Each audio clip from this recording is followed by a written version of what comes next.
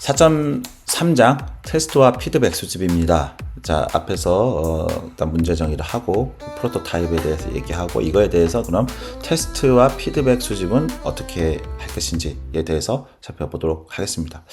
자, 그러기 위해서 일단 이쪽에서는 어떤 필요성이 있는지를 제가 질문을 통해 가지고 확인해 봤는데요. 일단 사용자 테스트는 어떻게 설계할 것인가. 자, 이 부분 되게 중요하죠. 사실 프로토타입을 만들어서 그 테스트 해보지 않고 바로 출시를 하게 되면 뭐가 문제가 생기죠? 해놓고 뭐가 잘못됐으면 이게 다 비용이 2배 이상 들어갈 것이고, 서비스를 만들었더니 이미 트렌드가 지난 거고 사람들이 좋아하지 않아, 이렇게 되면은 이 프로젝트는 실패가 되잖아요. 그래서 이제 프로토타입을 빨리 만들어 가지고 테스트를 어떻게 설계할 것이냐, 이 부분이 굉장히 중요한 부분인데 이 부분을 좀 자세하게 살펴보도록 하겠습니다. 그리고 두 번째 이제 질문은 피드백을 어떻게 체계적으로 수집하고 분석할 것인가.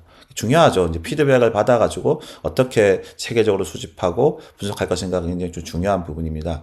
세 번째는 이제 테스트 결과를 어떻게 개선에 반영할 것인가. 자, 이런 걸 항상 고민하고 어떤 작업을 시작해야 합니다. 그래서 이 4.3장에서는 효과적인 사용자 테스트와 피드백 관리 시스템이 필요하다라는 것을, 필요성을 이제 알게 됐고, 그래서 그런 내용들을 중심으로 해가지고 지금 이제 자세하게 설명드릴 예정입니다. 자, 이 전체 내용을 요약한 영상을 같이 보고 다시 뵙도록 하겠습니다. 그럼 영상부터 보시죠. AI와 함께 사용자 피드백 속 보석 찾기. 우리가 만든 제품이나 서비스가 사용자에게 정말 가치가 있을까요? 사용자의 솔직한 피드백을 효과적으로 얻고 개선에 반영하는 방법은 무엇일까요? 사용자 테스트를 체계적으로 설계하고 수집된 피드백 속에서 핵심 인사이트를 발견하는 것이 중요합니다. 이번 영상에서는 AI를 활용하여 테스트와 피드백 과정을 효율화하는 방법을 알아보겠습니다. 효과적인 사용자 테스트 설계를 위해서는 몇 가지 원칙을 따라야 합니다. 테스트를 통해 검증할 명확한 목표 설정, 타겟 그룹을 대표하는 적절한 사용자 선정, 실제와 유사한 실제적 환경 구성, 사용자의 자연스러운 행동을 유도하는 자연스러운 태스크 설계, 행동과 반응을 효과적으로 관찰하고 기록할 관찰 방법 정해, 그리고 테스트 과정의 편향 최소화 노력이 필요합니다. AI는 이러한 테스트 설계 과정을 지원할 수 있습니다. AI는 다양한 사용자 유형을 고려한 테스트 시나리오를 생성하거나 테스트에 적합한 참여자를 추천할 수 있습니다. 사용자의 속마음을 끌어내는 효과적인 테스트 질문을 최적화하거나 실제 테스트 전 AI 시뮬레이션으로 초기 검증을 수행하는 가상 사용자 테스트, 여러 디자인 변형의 효과를 자동으로 비교하는 자동 A/B 테스트 설계 등에도 활용될 수 있습니다. 만약 여러분이 개발한 서비스를 테스트한다면 어떤 사용자 그룹의 피드백을 가장 중요하게 경청하시겠습니까? 테스트를 통해 피드백을 수집할 때는 체계적인 접근이 중요합니다.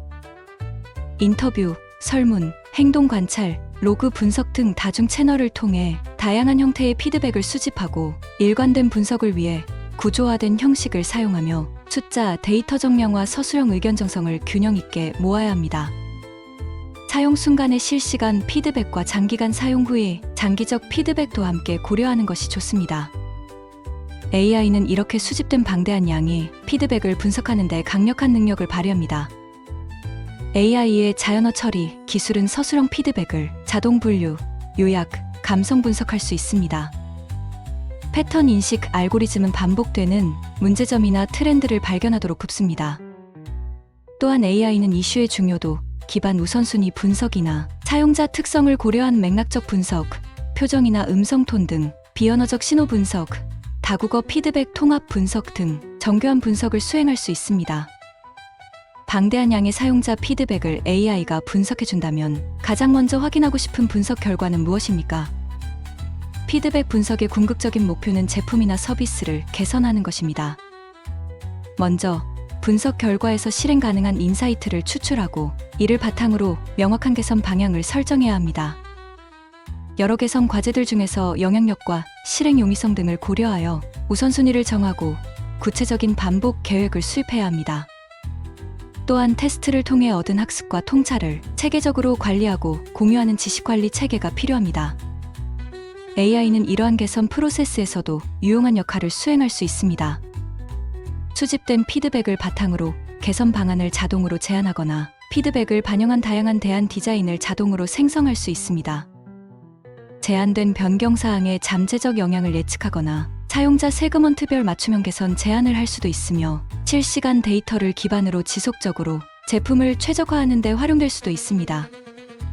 결국 효과적인 사용자 테스트와 피드백 관리 시스템 구축은 프로토타입의 가치를 극대화하고 지속적인 개선 사이클을 유지하는 데 필수적입니다. AI 시대에는 방대한 피드백을 효율적으로 관리하고 의미 있는 인사이트로 전환하며 개선 사이클을 유지하는 체계적인 시스템, 즉 AI 증강 테스트 및 피드백 프레임워크 구축이 중요합니다. 이 프레임워크는 준비, 실행, 분석, 인사이트 도출, 개선 실행, 학습 관리의 단계를 포함하며 각 단계에서 AI는 목표 최적화, 데이터 자동 분석, 개선 제안 등의 역할을 수행하여 인간의 의사결정을 지원하고 전체 프로세스의 효율성과 효과성을 높입니다. 사용자 피드백을 반영하여 제품이나 서비스가 개선되는 과정을 지켜보는 것은 어떤 의미를 가진다고 생각하십니까? 테스트와 피드백 수집, 그리고 이를 통한 개선은 디자인 싱킹 프로세스를 완성하고 혁신적인 결과물을 만들어내는 데 있어 반복되어야 하는 핵심 활동입니다. AI 기술은 이 과정을 더욱 빠르고 효율적이며 깊이 있게 만들 잠재력을 가지고 있습니다. 기술의 도움을 받되 항상 사용자의 목소리에 귀 기울이고 그들의 경험을 개선하려는 진정성 있는 노력이 동반될 때 우리는 진정한 사용자 중심 혁신을 이룰 수 있을 것입니다. 자, 4.3장 테스트와 피드백 수집 실천에 대해서 살펴보도록 하겠습니다. 자, 디자인 싱킹 마지막 단계 테스트 실천 방법인데요. 여기서는 이제 프로타입을 실제 사용자에게 테스트하는 목적과 중요성을 이해하고 효과적인 테스트 환경 설계 및 계획 수립 방법을 이제 할 거예요. 대표적인 게 이제 사용성 테스트, A/B 테스트 등이 있는데 이런 것들과 함께 경험, 감성 피드백 수집, AI 데이터 활용, 코업 테스트 기법 등을 살펴볼 예정입니다. 자, 그래서 일단 첫 번째 4.3.1 테스트 단계 일단 아이디어를 현실에 검증하다라는 부분입니다. 자, 그러면 일단 프로토타입을 앞에서 만들었잖아요. 그러면 이걸 가지고 어떻게 하냐? 테스트, 사용자 피드백을 수집하는 단계를 거쳐요. 실제 사용자들에게. 그런 다음에 이제 이 테스트를 하고 어떻게 합니까? 그걸 통해 가지고 어떤 우리 아이디어와 가설이 현실 세계에 실제 작동하는지, 그 다음에 이제 사용자의 문제를 해결할 니즈를 충족하는지, 그 다음에 이제 객관적으로 검증을 하는 과정이라고 볼 수 있어요. 그래서 이걸 통해 가지고 어떻게 합니까? 학습 및 개선을 하는 거예요. 아이디어 및 가설을 검증하고, 얘기했듯이 개선점 문제를 발견하고, 그 다음에 이제 새로운 인사이트를 획득하는 이게 중요한 거예요. 그 다음에 다음 단계 방향을 설정하는 거예요. 이런 식으로. 자, 그래서 이 테스트 결과는 다시 이제 공감, 정의, 아이디어 단계로 피드백돼서 이렇게 이제 반복적인 개선을 하게 된다. 이렇게 보면 될 것 같습니다. 한 번에 끝나는 게 아니에요. 계속해서 꾸준히 반복해가지고 더 고도화시키고 구체화시키는 게 필요하다. 이런 얘기입니다. 그래서 효과적인 테스트 환경 설계를 위해서 이제 계획과 준비가 필요한데요. 그 테스트 계획 시 고려 사항들이 있어요. 그래서 일단 무엇을 배우고 싶은지 명확히 하고 적합한 사용자를 모집하여 실제 사용 환경과 유사한 환경을 조성하는 게 굉장히 중요하다. 그래서 뭐 항상 나오는 거지만 이제 이게 테스트 목표 설정을 하는데 무엇을 검증하고 싶은가, 질문에 대한 답을 얻고 싶은 것. 어떤 질문인가? 그래서 핵심 기능 가능의 사용성을 검증한다 또는 새로운 가치 제안에 대한 사용자의 반응을 본다 이런 것들이에요. 그 다음에 참가자를 선정하는데 그래서 우리 타겟 사용자예요. 그래서 인구 통계학적 특성과 사용 경험 수준을 고려해가지고 해야 돼. 이게 되게 중요하죠. 일단 테스트 환경인데요. 일단 실제와 유사한 환경으로 테스트를 해야 돼요. 그래서 모바일 앱 테스트는 실제 스마트폰으로, 사무용 소프트웨어는 실제 업무 환경에서 해본다. 이런 것도 중요하죠. 그다음에 테스트 시나리오와 과제인데 이거는 사용자가 프로토타입을 사용하여서 수행할 구체적인 시나리오 과제를 설계하는 거예요. 즉 명확하고 현실적인 과제. 그다음에 데이터 이제 수집 방법은 어떤 데이터라는 게 굉장히 중요하잖아요. 그래서 관찰 기록, 인터뷰 녹음, 녹화, 설문, 행동 로그 등 이런 것들. 그다음에 이제 진행자 역할 및 가이드라인인데 테스트를 원활하게 진행하고 일관된 데이터를 얻기 위한 진행자의 역할과 가이드라인도 준비해야 돼요. 왜냐하면 일관성을 가져야 되니까. 그래서 이제 이걸 전체적으로 그림을 그려놓은 거는 이렇게 목표 설정하고 참가자를 선정하고 환경 맥락을 고려하고 시나리오 과제를 설계하고 데이터 소집해서 테스트 준비를 완료한다. 이렇게 보시면 됩니다. 자, 그래서 구체적으로 각각에 대해서 살펴보면 일단 첫 번째 이제 사용성 테스트 진행하는 단계예요. 그래서 이 단계에서는 가장 중요한 게 이제 특정 목표를 얼마나 효과적이고 효율적이며 만족스럽게 달성하는지가 가장 중요한 부분이에요. 그래서 일단 이 사용성 테스트 진행 단계는 일단 소개 및 안내를 먼저 해요. 그래서 참가자에게 테스트 목적, 과정, 비밀 보장 등을 설명하고 편안한 분위기 조성하는 거예요. 그래서 참가자가 아니고 프로토타입 테스트라는 거. 두 번째는 사전 질문이에요. 참가자의 배경 정보, 관련 경험 수준 등을 파악한다. 세 번째는 이제 과제를 제시하는데 미리 준비된 태스크를 명확히 제시하는 거예요. 그래서 온라인 쇼핑몰이 원하는 상품을 찾아 장바구니에 담아보세요. 뭐 이런 식으로 액션을 한번 태스크를 주는 거예요. 그다음에 과제 수행 관찰하는 거에서 참가자가 과제를 수행하는 동안 진행자는 가능한 개입을 최소화하여 주의 깊게 관찰해야 되는 거예요. 그래서 참가자가 소리 내어 생각하기 되게 중요하거든요. think aloud, 기법을 해가지고 유도하면 더 많은 정보를 얻을 수 있다는 거죠. 어디를 보는지, 무엇을 클릭하는지, 어떤 어려움을 겪는지, 어떤 말로 하는지 등을 이제 기록하는 거예요. 4호 질문 인터뷰가 있는데 과제 수행 후 참가자의 경험, 느낀 점, 어려웠던 부분들을 질문하는 거죠.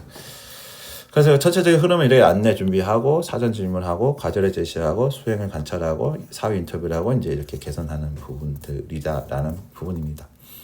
그래서 이제 실제 이런 경험과 감정에 대한 피드백을 얻어내야 되는데 그럼 이제 어떻게 해야 되냐? 사실 이 사용자가 프로타입을 사용하면서 어떤 감정을 느끼고 어떤 경험을 하는지가 이제 더 깊이 이해하는 것이 매우 중요해요. 그래서 이제 다음과 같은 질문을 던져볼 수 있는 거예요. 첫 번째, 이 프로타입을 사용하며 어떤 점이 가장 마음에 들었냐, 또는 가장 실망스러웠냐, 가장 좋았던 점, 나빴던 점, 이런 거죠. 사용하는 동안 어떤 감정, 즐거운지, 답답한지, 놀라움이 있는지, 혼란스러운지를 느끼셨는지 그 이유를 물어보는 거고, 그다음에 이 프로토타입이 당신은 어떤 문제를 해결해 준다고 생각하시나요? 가치 부분인 거죠. 그다음에 이제 제품을 친구들 설명한다면 뭐라고 하시겠냐? 이게 굉장히 중요하죠. 좋아. 와, 이거 끝내줘. 뭐 이런 식으로 얘기하는 거겠죠. 이런 면에서 좋아. 이런 식으로 더 개선 제시하는 점이 무엇인가? 이런 식으로 정리를 하는 거예요. 자, 그래서 예시를 보시면은 어려움 없었나요? 이 기능 어떻게 사용하나요?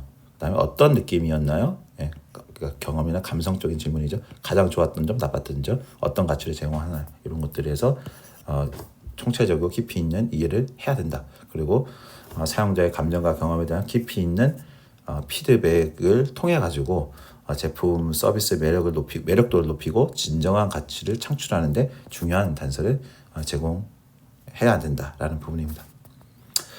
뭐 여기도 앞에서도 좀 나왔던 얘기 같은데 일단 실전 테스트 기법에서 이제 A/B 테스트를 많이 써요. 실제 요즘 보면은 유튜브도 이거 하죠. 그 유튜브에서도 여러분들 유튜브 하시는 분들이 있다면 이제 썸네일 테스트를 이렇게 합니다. 썸네일을 그러니까 A, B 두 개를 올려놓고 이걸 노출해 보거나 이걸 반응도를 봐가지고 최적화 시켜주는 걸 말하는데 똑같은 거예요. 그래서 두 가지 또는 그 이상에 대해서 다른 버전으로 만들어서 서로 다른 이용자 그룹에 무작위로 노출시켜서 어떤 버전이 더 나오는지를 보는 거예요. 웹사이트도 마찬가지죠. 뭐 웹사이트나 앱도 버튼 색상, 문구 이런 걸 해가지고 검증해 보는 겁니다. 그래서 이제 가설을 설정해요. 변경하자는 요소 예상된 효과에 대한 가설을 하는 거야. 구매 버튼 색상을 빨간색으로 바꾸면 이렇게 증가할 것이다. 그다음 테스트 설계하는 거예요. 원본과 변경안을 가지고 무작위로 나누고 핵심 지표를 결정해가지고 얼마나 들어오는지 보는 거예요. 그다음 테스트 실행하는 거예요. 일정 기간 동안 노출시킨 데이터를 수집하고 결과를 분석하는데 수집된 데이터를 통계적으로 분석하여 A양과 B의 성격의 간의 성과 차이 유의미한지를 판단하는 거예요. 그리고 이제 결정 및 적용을 하는 겁니다. 그래서 유튜브도 이렇게 해보면은 일단 거기서 많은 그 A나 B 안을 내 가지고 자동으로 하고요. 그러다가 이제 나중에 최적화된 걸 얘가 골라줍니다. 이것도 동일한 부분이라고 보시면 됩니다. 그래서 A/B 테스트는 데이터에 기반한 객관적인 의사결정을 내리고 요 부분 중요하죠. 그래서 작은 변화가 미치는 영향을 정량적으로 측정하는 데 유리한 거예요. 그래서 AI를 활용하면 더 많은 변수를 동시에 테스트 할 수 있다. 다변화 테스트도 활용되고 있다라는 부분입니다. 그러면 이제 이런 실제적인 이런 방법들을 AI를 통해 가지고 어떻게 더 효율화시키고 개선시킬 것이냐 이런 부분인데요. 일단 AI를 통해 데이터 분석 기술을 활용하게 되면 더 깊이 있고 효율적인 인사이트를 도출할 수 있다라는 부분이에요. 왜냐하면 AI가 가장 잘하는 게 내추럴 랭귀지 프로세싱 이전에 자연어 처리, 그래서 이제 거대 자연어 처리가 가능하고 문맥 패턴 이런 것들을 추론하고 하는 게 너무 잘하기 때문에 얘를 가지고 이런 그 미묘한 패턴이나 숨겨진 의도를 파악하는데 큰 도움을 받을 수 있다라는 부분입니다. 그래서 이제 AI 데이터 활용 방안은 행동 데이터 심층 분석하는 거예요. 사용성 테스트나 A/B 테스트 중 발생 방대한 사용자 로그 데이터 이런 것들을 AI한테 분석해가지고 패턴을 찾아주는 거예요. 이상 행동 같은 것들. 그다음 이제 피드백 자동을 분석하는 거예요. 녹취록이라든가 이런 것들에 대해서 자연어 처리로 주요 키워드, 감성, 긍정, 부정 뭐 이런 것들을 분류하는 거죠. 그다음에 다별량 테스트 해가지고 뭐 제목, 이미지 이런 것들을 조합 동시에 테스트 해가지고 AI가 최적의 조합을 찾아주는 거.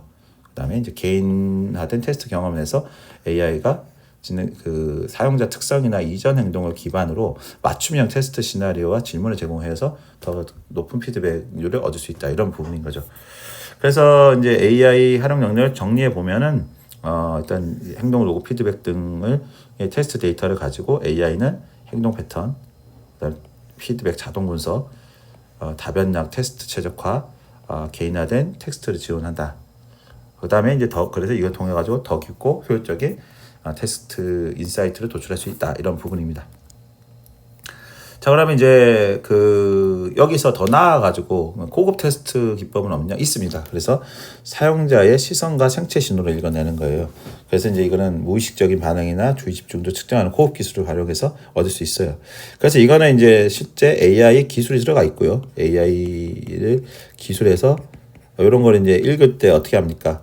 보통 눈을 추적하고 할 때는 카메라로 하는 거죠. 눈을 촬영해가지고 눈동자가 얼마나 몇 깜빡이는지 몇 초에 움직이는 이런 것들을 하고 있고, 실제 뭐 이제 CNN이라고 하는 이미지를 가지고 하는 것도 있어요. 뭐 이런 이미지 분석해가지고 쪼개가지고 하는 거, 이렇게 컨볼루션이라고 해가지고 굉장히 쪼개가지고 이게 쪼갠 걸 분석한 걸 다 합쳐가지고 이제 결과를 보는 방식인데 CNN이 이런 것들도 이제 많이 활용되고 있어요. CNN이. 자, 그래서 고급 테스트 기법의 예시를 보면은 이제 아이 트래킹이라는 거 특수 장비를 사용해서 이런 것들 오래 머무는 어떤 경로를 하는지, 이게 어디서 많이 활용되겠습니까? 이건 실제 이제 광고 디자인 효과 측정이나 웹사이트 정보 구조, 그리고 이제 이런 아이 트래킹 기술을 해서 하는 거가 우리가 옛날에 이제 코로나 때 우리가 온라인으로 시험 보고 했었잖아요. 그때 이제 카메라로 활용 이런 걸 했었어요. 그리고 이제 생체 신호 분석이 있는데 뇌파, EEG라고 그러죠. 그다음 이제 피부 전도 반응, 그다음 심박수 이런 걸 측정해서 특정 자극이나 경험에 대해서 감정적으로 나타내는 거를 보는 거예요. 이건 지금 뇌과학적이 그래서 좀 뇌파하고 이런 걸 통해 가지고 아까도 이게 내겠지 했지만 했나? 잘 헷갈립니다. 어쨌든 이제 텔레파시 영역, 그리고 이제 어떤 텔레파시가 6G라고 했잖아요. 5G 이상 6G의 주파수하고 비슷하기 때문에 그걸 통해 가지고 우리 뇌파의 기억을 측정해 가지고 자는 거, 생각 같은 거 해가지고 형상화시키는 이런 기술들이 발전하고 있고, 이제 뭐 지식의 업로드 다운로드 이런 게 가능해지는 시대로 가고 있어요. 그래서 인류가 이제 사람이 복제됐을 때 복제된 사람한테 기억을 똑같이 주고 이런 영화들도 많이 있었죠. 최근에 나왔던 누구인가 우리나라 감독, 갑자기 생각 안 나네. 그래서 뭐죠? 영화 있잖아요. 복제인간 다룬 얘기. 예. 그 얘기가 있었고, 이제 그래서 앞으로 그런 시대로 가고 있다. 단백질의 DNA를 복제하는 이런 시대, 사람까지도 이제 가능한 시대로 가고 있다라고 보시면 될 것 같습니다. 그래서 예시를 보면은, 다시 한번 정리하면 사용자 프로토타입을 통해 가지고 아이 트래킹, 뭐 생체 신호 분석, 뭐 이런 표정 분석을 통해 가지고 AI, 아까 이거 빠졌네. 표정 분석해 가지고 카메라로 이렇게 이런 것들 인식해 가지고 무의식적인 반응 테스트를 확보해 가지고 이런 것까지 포착하는 기술이 있다라는 부분입니다. 자, 그런데 이제 우리가 이 과정은 더 좋게 만들고 개선하기 위한 거잖아요. 그래서 피드백을 받을 때 마음가짐이 어때야 될까요? 비판으로 가면 안 되겠죠. 일단 이걸 어떻게 긍정적으로 선물로 받아들여야 되는 거예요. 그래서 피드백을 받는 과정에서 중요한 거는 열린 마음과 경청하는 자세다. AI에 대해서도 마찬가지죠. 때로는 우리가 애정을 가지고 만든 프로토타입이 부정적이나 예상치 못한 피드백을 받을 수도 있는데, 이때도 성장을 위한 선물로 감사하는 마음을 갖는 것이 매우 중요하다라는 부분입니다. 그래서 이제 마음가짐은 호기심을 유지하는 거예요. 왜 사용자가 그렇게 생각하고 느꼈는지 판단은 보류하는 거예요. 사용자 의견이 맞고 틀림을 판단하기 전에 그 관점을 이해해야 된다. 그러니까 방어하지 않는 게 중요한 거예요. 그래서 설명을 하기보다 사용자 경험과 공감을 먼저 해야 된다. 그다음 모든 피드백은 소중하다는 생각을 해야 된다는 거예요. 부정적인 속에서도 개선을 위한 중요한 단서가 숨어 있다. 감사 표현도 해야 된다라는 거죠. 자, 그래서 피드백 수용이 좀 어려워요. 우리가 쓴소리 듣고 나를 뭐 비난하는 걸 받아들이는 게 쉬운 일은 아니잖아요. 그래서 지향할 때들 보면 이제 방어적 태도, 변명 합리화, 사용자에게 무시 이런 걸 하지 말고 호기심과 경청, 판단 보류를 하고 공감적 이해하고 모든 피드백을 존중하고 감사 표현을 하는 이런 것들이 굉장히 중요합니다. 이거는 이제 이런 그 피드백 받는 부분에서 개인으로도 마찬가지예요. 나에 대해서 사람들에 대해서 개인적으로 할 때는 사용자의 목소리에 실제 그 사람이 저한테 애정을 가지고 해주는 얘기에 귀를 기울이고 또 기분 나빠하면 안 되는 거죠. 그거를 좋은 선물로 받아들이는 이런 자세가 굉장히 중요합니다. 그래서 이 피드백을 통해 가지고 이제 패턴 속에서 뭔가 새로운 길을 찾아내는 게 굉장히 중요해요. 그러다 보니까 이를 이제 체계적으로 분석하고 종합하여 의미 있는 패턴과 핵심 개선점을 도출하는 과정이 필요한데 이게 사실 이제 AI가 가장 잘하죠. 이게 AI의 추론, 패턴. 이게 AI의 큰 강점이잖아요. 큰 강점입니다. 그래서 이제 이런 시간이나 이런 노력을 많이 줄여줄 수 있고 이런 걸 기반으로 개선하는 것도 너무 편해졌죠. 그래서 데이터 정리 및 분리를 해서 뭐 이렇게 주제별 기능을 해가지고 이것도 AI한테 시킬 수 있죠. 그다음 패턴 및 반복을 발견해가지고 반복되는 것들을 찾아내고 정성 정량도 해가지고 이것도 AI한테 시켜가지고 할 수 있고요. 인사이트 도출도 표나 이런 거 차트 그려가지고 통찰하는 것도 할 수 있고 우선순위도 설정해서 해줄 수 있다. 그래서 뭐 이런 것들 정리하는 내용들은 뒤에 이제 실제 프롬프트 실습에서 다루고 있어요. 그래서 프롬프트 실습 영상은 별도로 이 4장 마지막에 올릴 테니까 마지막 4.3장에 그 보시면은 어떻게 하는지를 한 번 더 같이 제가 진행한 내용들을 보면서 여러분들도 과제를 제출하시면 됩니다. 아울러 이 과제 제출은 말씀드렸듯이 이제 성적과 연관이 있어요. 학점을 좀 잘 맞고 A뿔 이상, A뿔은 없었죠. A 이상 맞고 싶으신 분들은 일단 과제를 최소 2주 안에는 내주셔야 됩니다. 나중에 한꺼번에 올리고 하는 거 다 체크해가지고 점수에 반영할 예정이니 항상 명심하시기 바라겠습니다. 자, 그래서 이제 이 가장 중요한 거는 그럼에도 불구하고 이제 이거를 한 번만 하면 안 되고 반복적으로 해야 된다는 거, 이터레이션 해야 돼서 이게 이제 디자인 싱킹의 심장이라는 부분이에요. 그래서 테스트와 피드백 수집은 디자인 프로세스의 끝이 아니에요. 새로운 시작을 위한 새로운 출발점이에요. 그래서 계속해서 개선하고 프로토타입을 수정해 나가고 그래서 반복적으로 해야 된다라는 거예요. 그래서 만들기 똑같아요. 우리가 AI 프롬프트 엔지니어링을 잘 하려면은 뭐 한 번에 되는 건 없어요. 그래서 테스트해가지고 또 반복해야 되는 거죠. 반복해서 해봐야지 알 수 있다, 잘할 수 있다는 거예요. 그 시간이 절대 시간이 투자가 돼야 됩니다. 활용하는 절대 시간. 그래서 이런 것들을 사이클을 반복하면서 해결해 나가는 게 중요한 거고. 그래서 아이디어 내고 프로토타입 만들고 테스트하고 학습해가지고 다시 또 개선해가지고 또 도는 이렇게 빙글빙글 도는 과정을 겪어야 된다. 그래서 이제 단순한 평가가 아닌 지속적인 학습과 개선 과정으로 받아들이는 게 굉장히 중요하다라는 부분입니다. 자, 그래서 이제 이 정리를 해보면은 전체 내용은 그래서 테스트 단계에는 프로토타입을 실제 사용자에게 검증하고 피드백을 얻어 아이디어를 개선하는 학습 과정인 거예요. 그래서 효과적인 테스트를 위해 목표 설정, 참가자, 이런 환경 조성 이런 것들 설계가 반드시 필요하고 사용성 테스트에는 사용자가 이거 되게 중요해요. 목표를 얼마나 효과적, 효율적, 만족스럽게 달성하는지 관찰하고 평가하는 거예요. 그래서 이제 think aloud로 하려고 해서 목소리로 내면서 생각을 하는 게 중요하다라는 거죠. 드러나도록 하는 게. 그래서 이제 가능적 사용성을 넘어서 감정, 경험, 인식의 가치에 피드백을 얻는 것이 중요하다. 그리고 이제 A/B 테스트 이게 되게 중요하다고 그랬잖아요. 2가지 이상 버전으로 해보는 거야. 데이터 기반으로. 그리고 이제 AI 데이터 분석 기술은 이런 자동화, 뭐 이렇게 인사이트 발굴하고 피드백 자동 분석하는 게 되게 좋죠. 다변당 테스트 할 수 있어서 옛날보다 업무의 난이도가 확 줄어들었죠. 그리고 이제 아이 트래킹, 생체 신호 분석 이런 것들은 무의식적인 반응까지 파악할 수 있는 거고 피드백 수집 시에는 비판이 아니라 선물로 받아들이고 열린 마음, 호기심, 공감의 자세가 필요하다는 얘기입니다. 그리고 이제 수집 때 피드백은 체계적으로 분리 분석하여 패턴을 발견하고 핵심 인사이트를 도출하여 개선 우선순위를 결정해야 된다. 테스트 결과 다시 이전 단계로 피드백되어 아이들을 개선하는 반복 과정을 거치며 이것이 이제 아까 핵심이다라는 부분입니다. 자기 성찰하는 것은 별도의 영상에서 할 거고요.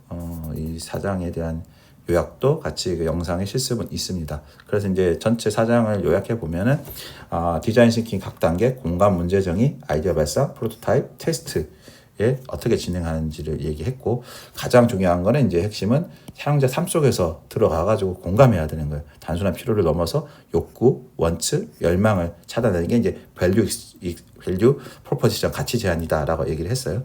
그래서 이제 문제의 근본 원인을 파악하고 명확한 문제를 정의를 내리는 게 중요하다. 그리고 이제 판단을 유보하고 자유로운 확산적 사고를 통해서 아이디에이션을 하고 뭐 이런 브레인스토밍, 스캠퍼 등 다양한 기법을 통해 가지고 AI와 함께 빠르게 프로토타입을 만든다. 그리고 이제 프로토타입을 실제 사용자에게 테스트해 가지고 피드백을 받고 반복적으로 한다. 이 부분이 가장 전체의 내용입니다. 그래서 공감, 문제 정의, 아이디어 발상, 프로토타입, 반복 개선해 가지고 가는 이런 것이 전반적인 것이 디자인 싱킹 실천 프로세스입니다. 자, 전체 사장 전체를 그러면 이제 프롬프트 실습하는 영상을 별도로 이어서 제가 올리도록 하겠습니다. 자, 사장 일단 실습 부분을 같이 저랑 함께 해보도록 하겠습니다. 자, 사장에서는 일단 디자인 싱킹 프로세스 실천을 다뤘는데요. 자, 첫 번째 이제 4.1장 공간과 문제 정의 실천 부분에서 아래에 있는 우리 요거 성찰 프롬프트 실습을 같이 한번 해보도록 하겠습니다. 자, 한번 카피 그대로 해가지고 한번 그대로 옮겨서 볼게요. 자, 이 성찰은 주변에서 관찰되는 문제 상황이나 개선이 필요한 경험 하나를 선택하고 해당 문제에 영향을 받는 사용자를 가정해서 그 사용자의 입장이 되어 공감 인터뷰를 진행한다고 상상하며 사용자의 니즈, 어려움, 그리고 가능하면 그 숨겨진 욕구나 열망까지 파악하기 위한 질문 목록 5개 이상 작성해 보세요. 이렇게 돼 있죠. 그래서 이걸 그대로 복사해 가지고 항상 제가 하는 건 어떻게 한다고 그랬죠? 일단은 복붙을 하는 거예요. 그리고 얘가 어떻게 쓰는지 지켜보는 거죠. 자, 그러면은 얘가 이렇게 해줘요. 그러니까 요런 거였네? 라는 생각이 딱 드실 거죠. 이런 생각이 딱 드시면 이제 그 다음에 바로 할 부분들이 그러면은 이제 요 상황을 보시면 대충 이런 거였잖아요. 그럼 저는 이제 뭐겠습니까? 뭐 예를 들어서 이제 인터뷰 할 때 감정을 인터뷰 시 뭐 예를 들어서 인터뷰 시 내 감정을 조절하는 것이 어려워. 요 정도만 한번 해보면 딱 위에가 바뀔 거예요. 바뀌어가지고 기록이 되게 됩니다. 자, 보시죠. 네, 자, 면접 준비할 때 그래서 소개하는 방법들이 이렇게 나오죠. 네. 그래서 일단 프롬프트를 하실 때는 기본적으로 먼저 일단 복붙을 해서 보시고 그걸 가지고 이렇게 입력을 하면은 이런 식으로 나오는 거예요. 그래서 여기서 조금 근데 대답이 조금 더 별로야. 그럼 어떻게 하면 됩니까? 자, 그럼 요렇게 요걸 또 복사하셔가지고 그래서 문제 상황이잖아요. 그러니까 그 상황이니까 인터뷰 시 인터뷰 하실 때에 오프라인에서 상대방의 감정에 영향을 받고 나도 감정 조절에 힘들어. 뭐 이렇게 한번 적어 보는 거예요. 그럼 어떻게 됩니까? 자, 이렇게 해서 이렇게 방법론이 나오고 있죠. 자, 이런 식으로 한 번씩 써 보면서 해 보는 거예요. 이렇게 잘 나오고 있죠?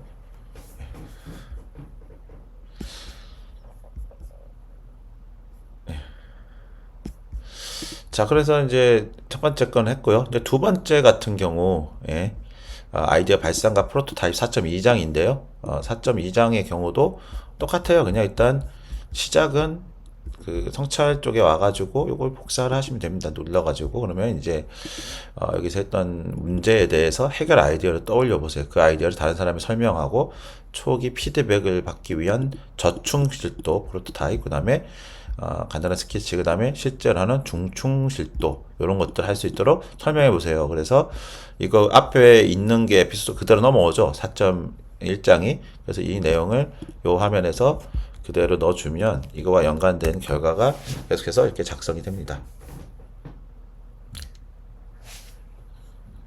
예. 여기 있죠. 그대로 나오죠. 예, 그래서 이게 저충실도, 중충실도 해가지고 이렇게 하는 것들이 나오고 있어요. 굉장히 직관적이죠. 네, 그리고 이제 그래서 이걸 가지고 감정 조절 문제에 대해서 가고 있죠. 자, 그러면 이제 세 번째 성찰도 같이 이렇게 해보는 거야. 쭉 다 보고 한꺼번에 여러 번 하셔도 됩니다. 이렇게 하셔가지고 왜냐면 이거 하는 거 자체가 이제 정리가 되는 거니까 똑같아요. 자, 세 번째 이제 카피 페이스트 누르고 누르고 여기 보시면 이제 이 중에서 선택하라고 돼 있죠. 그래서 계획을 세워보라고 돼 있어요. 그래서 이제 알아서 그냥 얘한테 해볼게요. 그대로 복사하면 얘가 어떻게 나타나는지. 그러면은 얘가 알아서 하나를 선택해요. 이거 선택해줘. 그래서 이렇게 어떻게 작성하는지를 여러분들이 쭉 보면서 이 프로세스를 익히는 거예요. 익히면서 이제 이런 거 이렇게 사용할 수 있거나 이 했던 내용들이 이런 거였구나를 이거 통해서 여러분들이 마무리하고 정리하시면 되겠습니다. 자, 그럼 이제 이거 전체를 요약한 건 어떻게 되겠습니까? 여기 전체 요약한 거를 이제 공간 문제정의 아이디어 발상 프로토타입 반복 개선해서 피드백으로 가는 요 과정을 전체를 이렇게 해놓은 거예요. 그래서 이 내용을 역시 한번 그대로 복사해서 넣고 자, 한번 이렇게 해볼게요. 놨더니 알아서 작업을 해주죠. 앞에 했던 내용들을 해서 자, 그래서 반복이 작성이 되고 있습니다.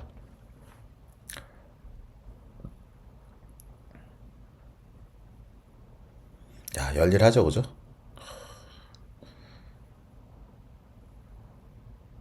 자, 근데 이제 여기까지만 하면 재미가 없잖아요. 그래서 여기서 어떻게 하면, 이거 자체가 좀 너무 글만 있으니까 보기 안 좋죠? 그럴 때 이제 한번 아까 했던 제안을 갖다 걸어보는 거죠. 지금 글이 너무 어려워. 초등학생 수준에서 이해하도록